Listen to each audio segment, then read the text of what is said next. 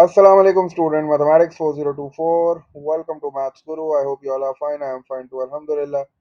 In this video we will be solving a question on indices.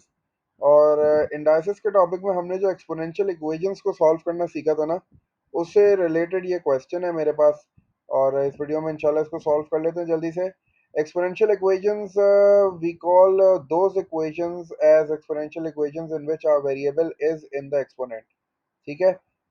Jin equations में यहाँ equals to तुम्हें नजर आ रहा है, इसका मतलब है ये एक इक्वेशन है और इस इक्वेशन में तुम्हें वेरिएबल जो है ना वो एक्सपोनेंट में नजर आ रहा है। तो इसका मतलब है कि this is a question of exponential equations और इसमें हमसे कह रहा है find the value of x, मतलब मुझे एक्स को सॉल्व करना है। तो इसका जो बेसिक मेथड था, जो इसकी बेसिक स्ट्रैटेजी थी, वो यही थी कि आपको थ्रू आउट बेस जो है ना वो सेम करनी है। अब यहाँ 16 लिखा हुआ है, यहाँ 2 है, यहाँ 4 है। इसका मतलब यह है कि चूंकि मेरे पास इक्वेशन है तो इक्वेशन का एक राइट हैंड साइड है, एक लेफ्ट हैंड साइड है, तो दोनों साइडों पे मुझे जो बेस है ना वो सेम करनी है। तो मैंने अब ये सोचना है कि यार मैंने 16 को ऐसी कौन सी बेस बनानी है। अब यहाँ 2 भी है, यहाँ 4 भी है, तो अब मैंने फिर ये सोचा कि एक काम करता हूँ, थ्रू आउट जो है ना वो 2 को बेस बना लेता हूँ। ठीक है, तो अब मैं क्या कर रहा हूँ, अब मैंने वर्किंग अपनी स्टार्ट करी। यहाँ लिखा हुआ है 16 की पावर एक्स। ठीक है, अब मुझे याद आ रहा है कि भाई 16 जो है ना वो 2 की एक पावर है। इसीलिए मैंने तुम्हें बोला था कि भाई जब भी इंटाइसिस का टॉपिक आप जो है उसके लिए प्रिपेयर करते हो ना, तो आपको कुछ पावर्स वगैरह याद करनी पड़ती हैं। जैसे 2 हो गया, 3 हो गया, 4 हो गया, 5 हो गया। तो जैसे 2 का स्क्वायर आपको याद होना चाहिए, 2 का क्यूब क्या होता है, 2 की पावर 4 क्या होती है, 2 की पावर 5, 2 की पावर 6। ये चीज़ें अगर आपको याद हो ना, तो इस तरह के क्वेश्चंस आपको सॉल्व करने में प्रॉब्लम नहीं होगी। अब मैंने देखा कि यार 16 जो है ना वो 2 की पावर 4 है, तो मैंने क्या किया, पहले 16 की जगह पे मैंने 2 की पावर 4 लिखा और इसी तरह ब्रैकेट लगा के जो है ना ये बाहर पावर थी, ये मैंने एक्स बाहर लिख दी, क्योंकि अब डबल पावर आ गई है तो ब्रैकेट मुझे यूज़ करना पड़ेगा। उसके बाद मैंने क्या किया, मल्टीप्लाई का साइन लगाया।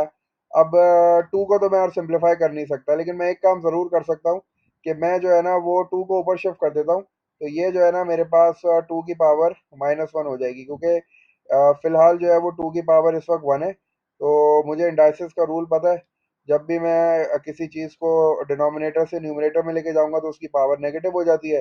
अभी पॉजिटिव है तो नेगेटिव हो जाएगी, नेगेटिव होती तो पॉजिटिव हो जाती। और इस पे भी जो है वो मुझे पावर एक्स है, तो मैंने यहाँ भी ब्रैकेट लगा के जो है ना वो पावर एक्स लिख दिया है। अच्छा, और इक्वेशन के दूसरी साइड पे 4 है, तो मैं 4 को भी जो है वो 2 की फॉर्म में लिख सकता हूँ।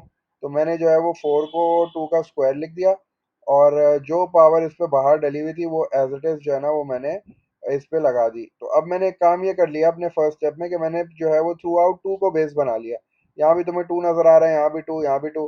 अब सब पे ब्रैकेट है, डबल पावर है, तो मैं क्या करता हूँ, ब्रैकेट जो है वो आपको पता है ब्रैकेट का मतलब मल्टीप्लाई होता है, तो ये सारी पावर्स को मैं मल्टीप्लाई कर देता हूँ। तो अब ये 4 और एक्स जब मल्टीप्लाई होंगे तो ये हो जाएगा 2 की पावर 4x।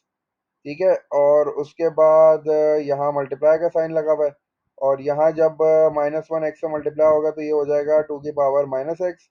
ठीक है, अब यहाँ मैं इंडाइसिस का रूल जो है वो लगा सकता हूँ, बेस सेम है, मल्टीप्लाई हो रही है, पावर्स ऐड हो जाएंगी। और यहाँ भी जो है ना मैं मल्टीप्लाई करा देता हूँ डायरेक्ट। अब 2 जो है वो x से भी मल्टीप्लाई होगा, 2 जो है वो 3 से भी मल्टीप्लाई होगा, तो जब 2x से मल्टीप्लाई होगा तो ये हो जाएगा 2x।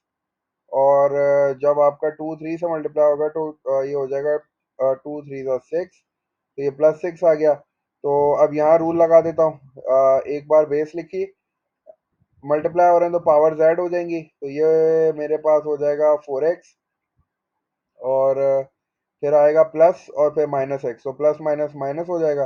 तो मैं जो है वो 4x -x लिख देता हूँ और यहाँ पे जो है वो मेरे पास क्या हो जाएगा, ये हो जाएगा 2 हो जाएगा और इस पे जो है वो पावर आ जाएगी 2x + 6। तो अब वहाँ भी एक 2 है, यहाँ भी एक 2 है, बीच में इक्वल्स टू का साइन है। इसका मतलब है कि अगर दोनों साइड पे बेस सेम है तो पावर्स भी फिर सेम होंगी। ठीक है, तो अब मैं पावर्स को इक्वेट कर देता हूँ, 4x -x जो है वो 3x हो जाएगा। तो मैंने जो है वो यहाँ पे 3x लिख दिया इज इक्वल्स टू, और यहाँ पे जो है मेरे पास क्या है 2x और ये +6 है।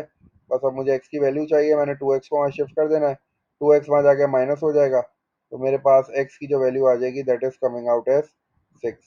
ठीक है, तो यही स्ट्रैटेजी है। इस तरह के क्वेश्चंस जो है ना वो आईजीसीएसई में बहुत कॉमन है।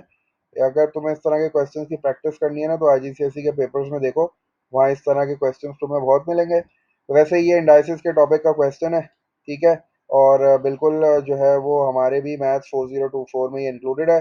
तो बस इसकी ट्रिक सिंपल सी याद रखना कि बेस को थ्रू आउट सेम करो और फिर जो है वो इंडाइसिस के रूल लगाते रहो, इक्वेट करो और अपने वेरिएबल की वैल्यू फाइंड कर लो।